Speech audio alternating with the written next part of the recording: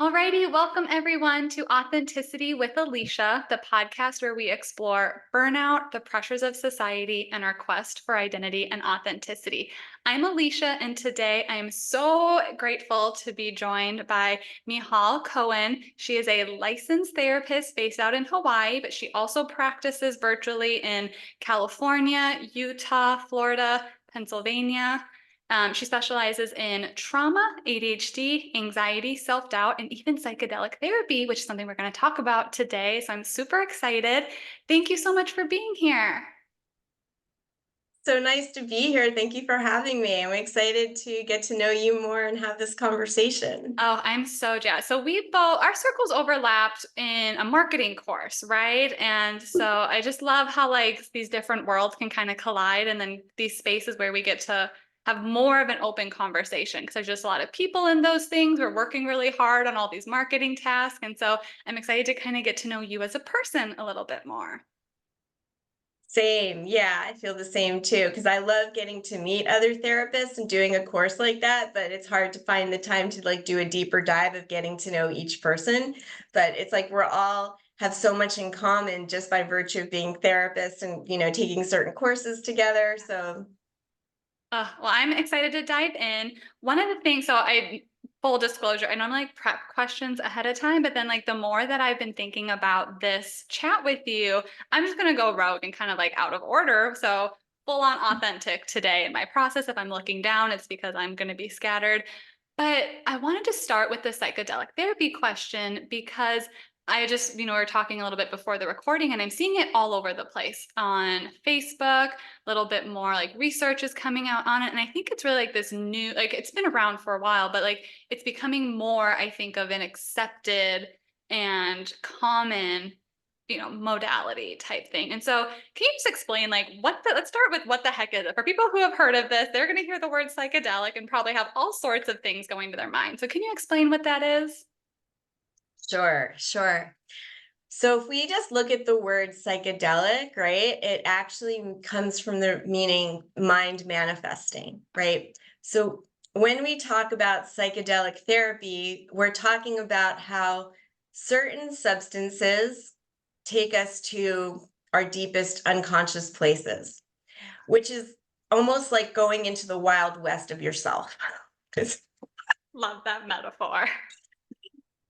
Because we don't always know what's in our unconscious, right? Mm, But a lot of therapy, if we look at some of the older therapists, or we're trying to make the unconscious conscious yeah. so that it's not directing our life, right? And so with psychedelics, which we can talk about, there's legal psychedelics right now, in ketamine, cannabis, Mhm. in some places mushrooms, psilocybin, right? But and MDMA is going to soon be legal, hopefully, because all Hmm. the trials have been showing it as a breakthrough treatment for PTSD. Oh, So that's fascinating. that's on the horizon, right? And so when we think about what is psychedelic therapy, it's using a substance. It's not the substance that's healing us, but the substance is a resource to take us on a journey within ourselves Mm, so that we can look at what we're carrying, mm, and we have a person there supporting us with whatever arises, right? Because sometimes we're carrying hurts from so long ago, they might not be in our conscious mind, right? And so it's just a way of really bringing things to the surface so they mm. can be seen and healed. That's so cool. So like, yes, there's maybe like pieces of that of the substance that's, allowing that process to happen in the brain, but I'm also hearing a lot about this relationship with the person there, right? How maybe because I live in Michigan, so cannabis is legal, recreation, and medicinally. And so it sounds like a very different experience than someone who's able to go to a shop and get a substance and do that at home versus being in a safe therapy environment, maybe utilizing some of those other tools. And that's just like a supplemental thing to do. Did I kind of like hear that right? Well, exactly, because you can do a journey on your own, Yeah. right? There's nothing wrong with that. And you can also use drugs recreationally on your own. There's nothing wrong with that.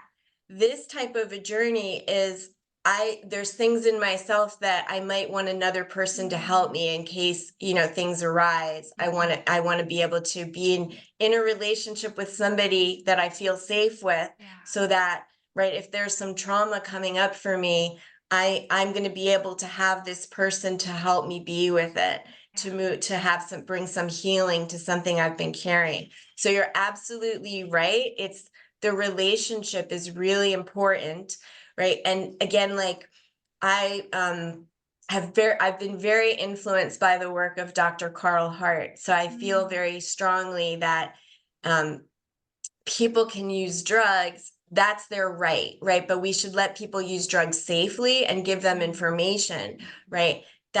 He talks about it as being a personal liberty. And I agree with that. And when we talk about psychedelic therapy, we're not talking about recreational drug use. We're talking about using a substance with another person for the purposes of healing, right? Yeah. So, like, um, that is a different component.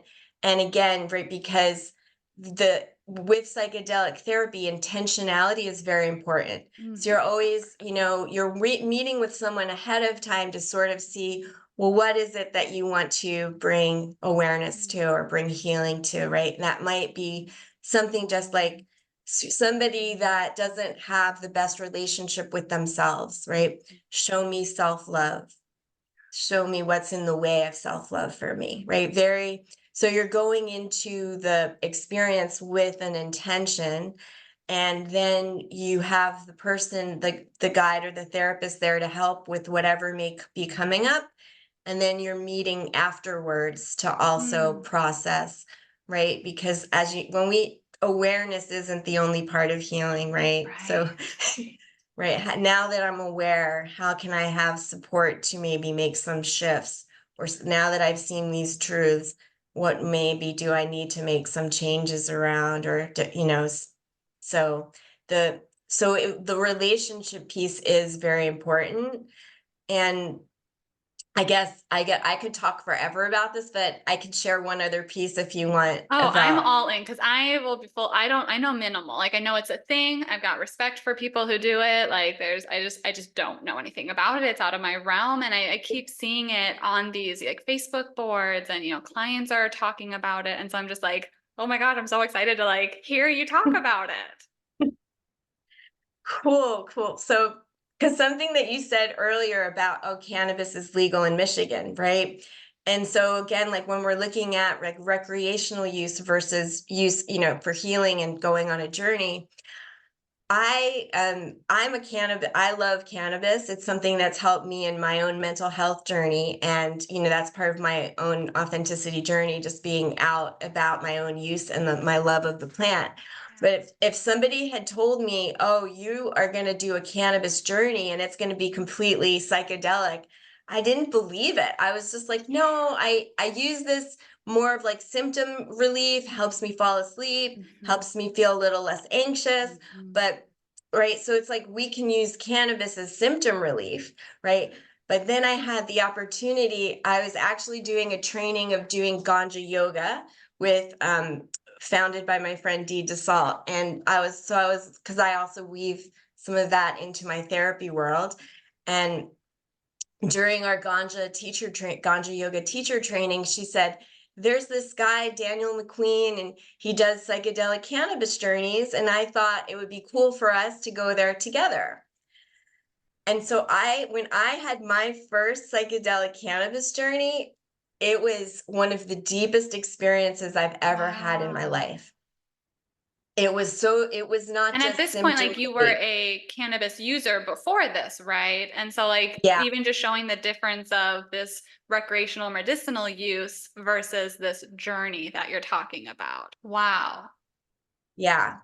So that's when I was like, I want to be able to offer this to people. I want to get the training, because the journey took me to a place of just, I felt at one with I had a mystical experience, right? When we talk about mystical experiences, being one with the universe, feeling loved by the universe, feeling connected to everything.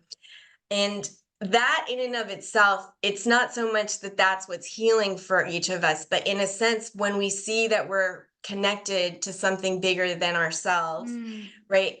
And if we're someone like if we have some certain, struggles with mental health, sometimes people have struggles with belonging and Just thinking like acceptance. attachment. Wow, like how healing that can be. Right. Yeah. So you're getting that experience, and then you start to have a different relationship with yourself Mm. when you have these mystical experiences, or you start to have a different relationship with how you see the world, Mm. right? And so a friend of mine uses this quote, and I might mess it up here, but it's the mystical experience also isn't the cure, but it's the resource. It's a resource. It Oh, shows us some different possibilities, yeah. right? And so we are then, when we're integrating how this experience, it can be helpful to work with a therapist, right? To, Mm.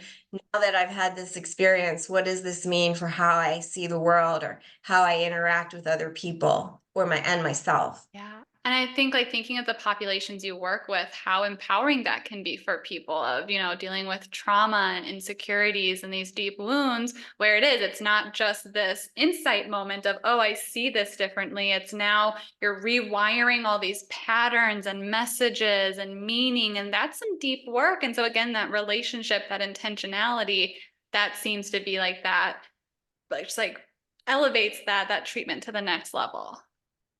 Yes, you totally understand, get it. Yeah. Oh, that's so cool. No, I think it's, I'm excited for, because I think something that I can kind of go on soapboxes about is therapy is not a cookie cutter approach. A lot of it was based off of this cookie cutter approach. We have to do, 6 sessions and everyone gets the same. And if you don't fit into this, and I'm really glad to see that like the modern therapy is really evolving to be really like individualized, and just thinking about how this is another resource for people that might be able to help them heal in a deeper way. It might not be for everyone, and that's okay, but I'm glad that there's other options to give people if maybe the traditional talk therapy isn't for them, or other type of, methods. Yes, I completely agree. Like, there's no cookie cutter approach to therapy. Every person is so unique, and it's so important. Like, I'm not trained in EMDR, but EMDR is such an amazing modality, right? And it's so great for us to know other therapists that, oh, I can't offer you this, but I know someone who can, and this might help you if my approach to trauma isn't helping you, right? Because there's so many approaches to working with trauma, to therapy, and it's about finding what works for that person, right? And so yeah, not all of my clients do psychedelic Right. therapy, right? Because right, it's not a good fit for everyone, right? And it's always important, with like even with ketamine, it's important to be medically cleared before you take that, Mm. use that drug. And that's, like, we always want to look for, do everything safely, right? Hmm. Because I can tell you authentically, in my 20s, I wasn't always safe with when I was trying drugs, right? Right. But now I really value the importance of Yeah. why it's important to have a substance tested, so Mhm. that you know that what you think you're putting in your body is actually that. Yeah. Right. So so it's like when you're working with somebody in this context, you can't overemphasize the safety piece. Hmm. And right. And in that, when you're assessing for safety, maybe someone might not be a good candidate, right? But then we still have other therapeutic modalities to offer that person, because it's not one size fits all. Yes. This is what you need. That's so cool to like just think about even like how really individualized the treatment's going to be and how much like safety goes into it and probably a lot of assessing and just like making sure that it's benefiting people. And if someone's like not a good fit, like I guess what are the things that would and maybe it's hard to say, a generalized checklist, but like what would things like who would be a good fit for this type of therapy? Or are there things that would exclude them from being a good fit? Yeah, that is a really great question. I actually have a blog that goes through Oh, some of that, perfect. We right, will on link my that because website. I'm sure But lots of people are curious. yeah, I'll give you one example though, right? Like, if somebody has a heart condition, their Mm. ketamine is going to be ruled out for them, right? So it's really so we always want to make sure medically that this person doesn't have any conditions that are going to impact them taking this substance. That makes sense. So maybe like physical health conditions and possibly like other medications being involved, just Yeah, things to make sure that those substances aren't going to do any harm or like not do the journey that it's supposed to be. yeah. That makes a lot of Right. sense. Exact. Those are exactly. And then, I don't want to go too much into it because there could be a lot, but also a person's mental state. If Mm, somebody is very like manic, meaning like they haven't slept in a few days and they're having mhm. very feeling a lot of energy and very talkative, that's not a good time to also give a substance that, right? These substances put us in altered states, Mhm. expanded states of awareness, something that we don't feel in our day-to-day life. So our own state of mind does play a role. And so that is a reason to, if somebody is interested in psychedelic therapy, it's so important to be honest Mhm. about where you're coming from and what you're going through, so that the practitioner can make a decision whether it's going to be safe for you. Yeah. Because an ethical practitioner isn't just going to want to say, yeah, let's try this. Right. No, they're going to want to take into account you as a person. Yeah. Your your history is really important. And so, those are some of the examples why someone might not be a good candidate. That makes a lot of sense. And especially like something like the sleep, that's something that I assume can be possibly worked on like in like the more maybe like traditional, you can do like maybe like a prep phase for it. And it's not saying like you're going to be ruled out forever, but it's just saying like, hey, we want to make sure these things are really secure and safe. And then we can do like reassess down the road. Exactly, exactly. Because a lot of times you're not saying to somebody, no, you're saying not yet, but Mm. let's look at trying out these other things first, working on you getting good sleep, right? Oh, that's so Exactly. cool. That's so cool. So yes, we're gonna post your website, your blogs. We can learn more about that. I know that's not your only specialty though. Something else that I'm really curious about is you work with a lot of individuals with ADHD. And I know that's another thing where, I mean, what we know now in our field of ADHD is so different than what we knew 10, 20 years ago. And again, I'm just so, especially like women with ADHD. And so it's just like, how did this become a niche of yours or like a special population?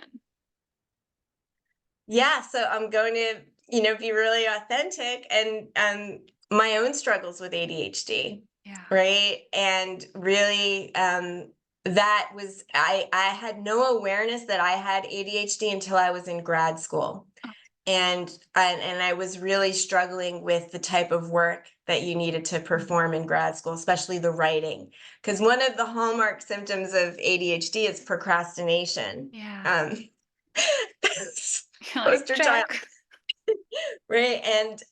And in undergrad, it's sort of like you can get away with waiting till the last minute to pull off a Oh yeah. paper. I was that person, right? That would do the all-nighters, but it would be Mm-hmm. very good work because Mm-hmm. I couldn't get my mind to turn on until the last minute, right? But grad school, you cannot just wait till the last minute for the level of citations that you, Oh, right? yeah.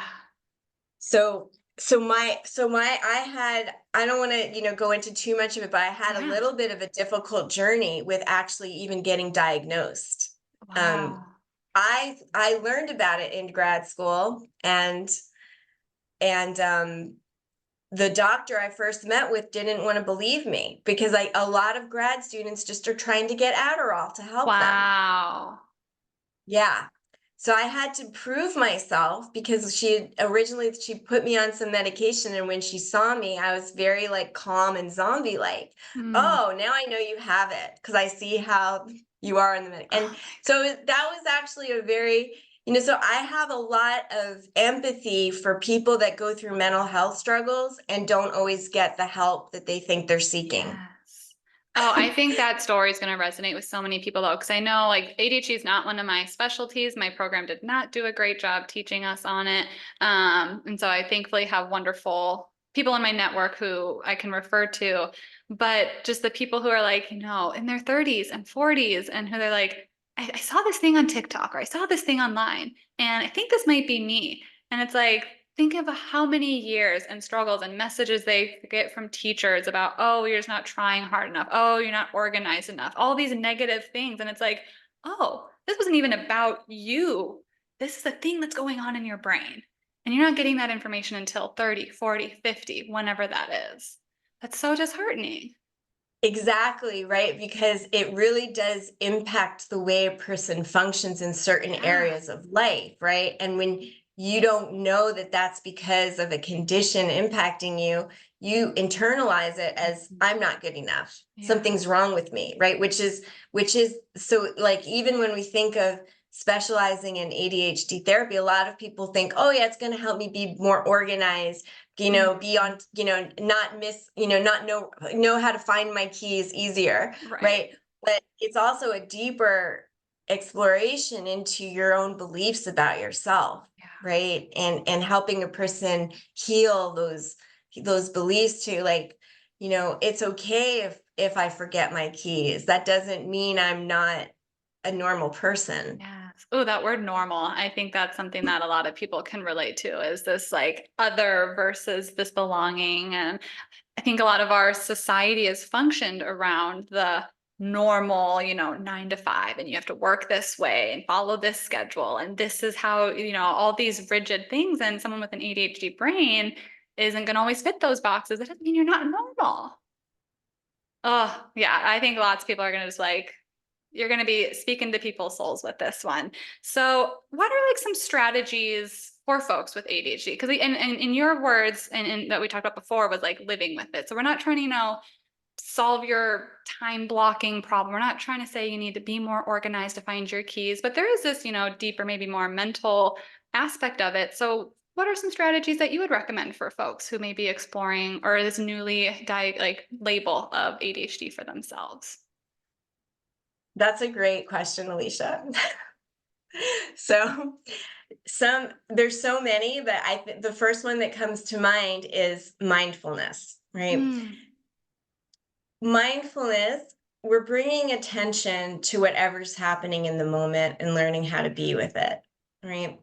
So a lot of one thing that can help anyone with ADHD is that mindfulness, if we look at growth mindset, right, it's something we can cultivate more and more of with a practice. mm, So I love to help people find there's no cookie cutter mindfulness practice, mhm. right?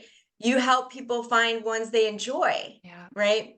And so a lot of times for someone with ADHD, like you're not going to initially, me personally, I was never initially excited to meditate, sit Oh, with myself. meditation is not my, I don't have ADHD, but meditation is not my jam. Oh no, we may have lost our guest. We are going to give it a minute and we're going to, for full authenticity, we are both online therapists. And of course, we can't always manage technology. So sorry for this like slight hiccup.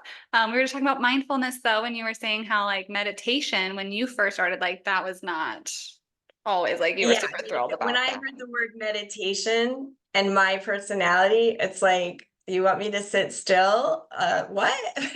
And but the irony is, right, I'm not gonna say that I do a half hour meditation, right? But I now actually have a practice with meditation.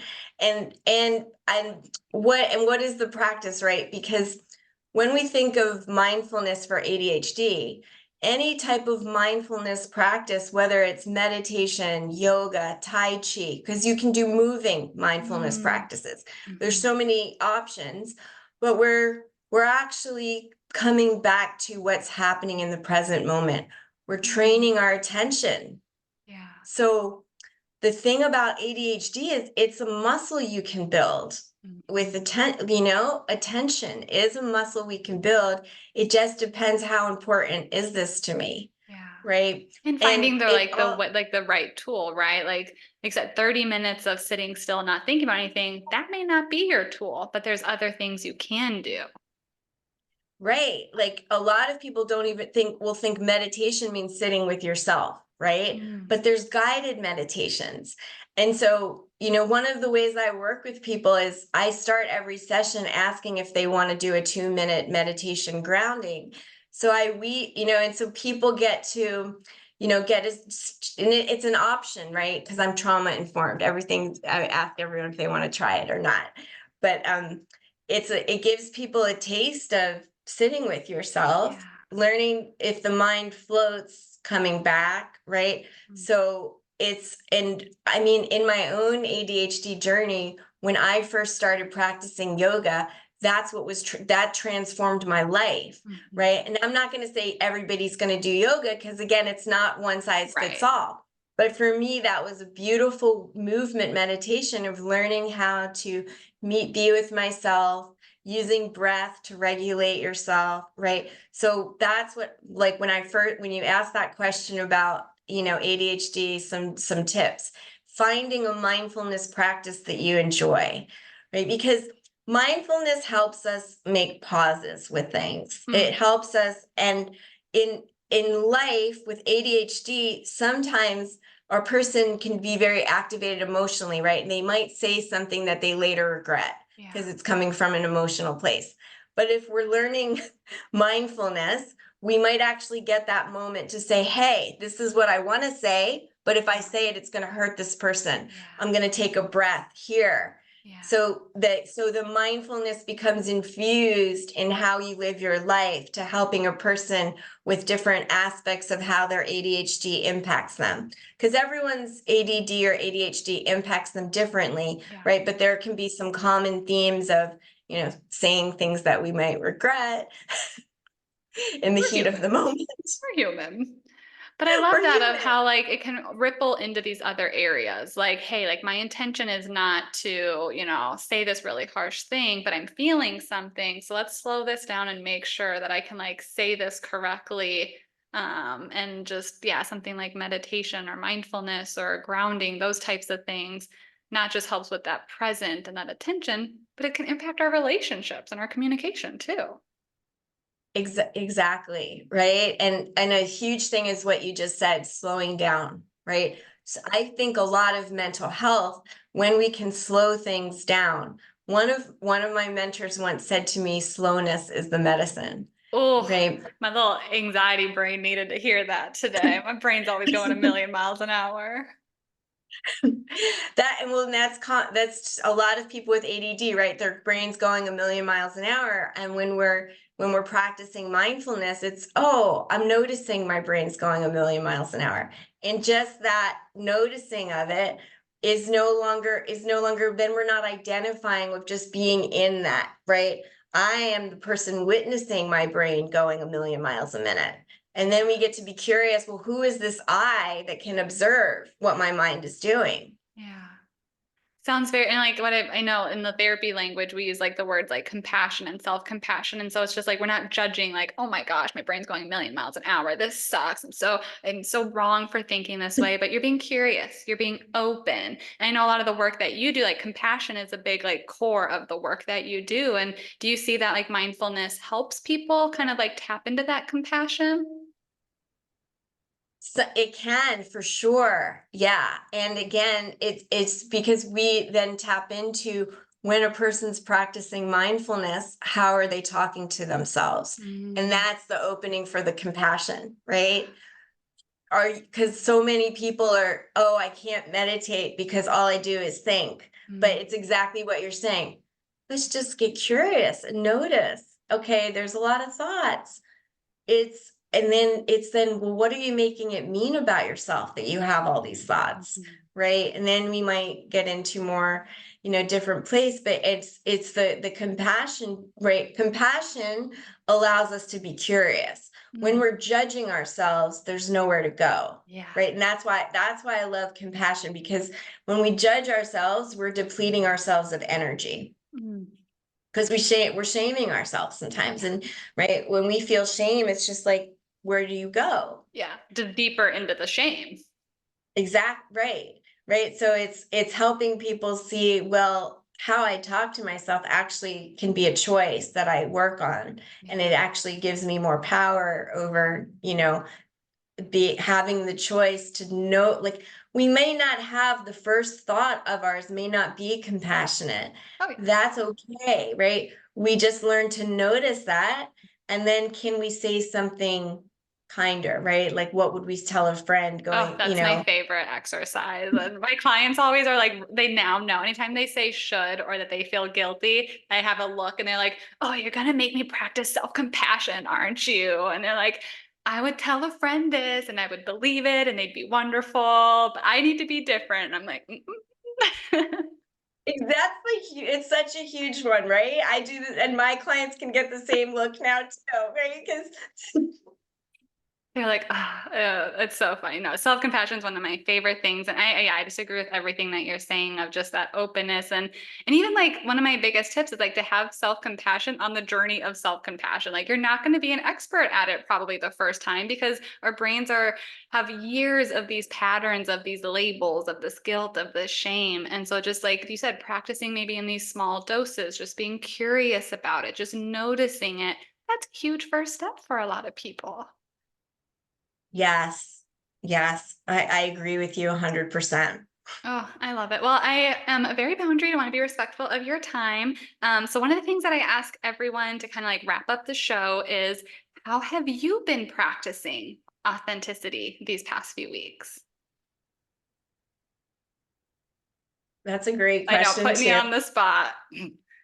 And what comes up for me now as you're asking is there's two things. I'm gonna just nutrition and health. So Mm, I would just say I was a little under the weather this week, but mhm, not sick enough to cancel on my clients, mhm. right? So when I'm seeing them though, I'm letting them know I'm not my best self today, but I'm well enough to be here. Yeah. And to me, right, that's modeling authenticity. Oh, And heck yeah. my younger self, I have to hide that I'm sick. I have to be this, you know, but and I'm a my superhuman and I've never gotten a sickness ever. And it's like, nope, it right, happens. know that in between place where you're not feeling great, but you don't need to just be in bed all day, right? Exactly. Right. And so acknowledging it actually makes us more present because Oh, then we're heck not right. So that's one way. And and the other way was that I just read somebody I know who is a nutritionist and also an expert in cannabis. We were talking about, making some collaborations, and I'd always love to refer my clients to a nutritionist because that's another huge component of mental health, yeah. and I mean health in general, but also mental health. And so I've been sharing with my clients, like, if you're interested, you can connect with her. And after my meeting with her, I'm a client of hers. So also just telling my clients, like, I'm doing this too, Oh, I right? love Like just it. being authentic, like, because I think that nutrition's really, important to Mhm. understanding our energy and everything. Oh, So I think that's how I've been practicing authenticity the past few weeks. I love it. And I love that you're like sharing that because like authenticity is part of our own journey, but then it's also like sometimes that connection with others and how you're able to use appropriate self-disclosure with clients. And, you're not making it about you of like, oh, and here's, spend 30 minutes talking, but just like that simple bit of, hey, this is like, I'm doing this too. I think it helps model and it takes away that shame of, oh, yeah, like I'm being referred to someone else. Cause sometimes people are like, oh, I don't want to, something wrong with me that I'm being referred to this person. And it's like, no, it's just collaborative care is wonderful. And I don't need to do all the things. And hey, I'm even going. And it can kind of like help people's walls go down and actually feel like seen and connected. So like those are wonderful examples. Well, thank you. Thank you so much for having me here. Really, it's been fun Oh, getting to know you. yes, this has been a blast. I'm gonna share your website, where your blog post is gonna be on there as well. All your info so people can connect with you to learn more about your blog, ADHD, psychedelic therapy, or even how to work with you. So just thank you so much for taking time out of your day. And everyone, until next time, take care of yourselves and each other. And remember, the world needs the real you. So let's explore authenticity together.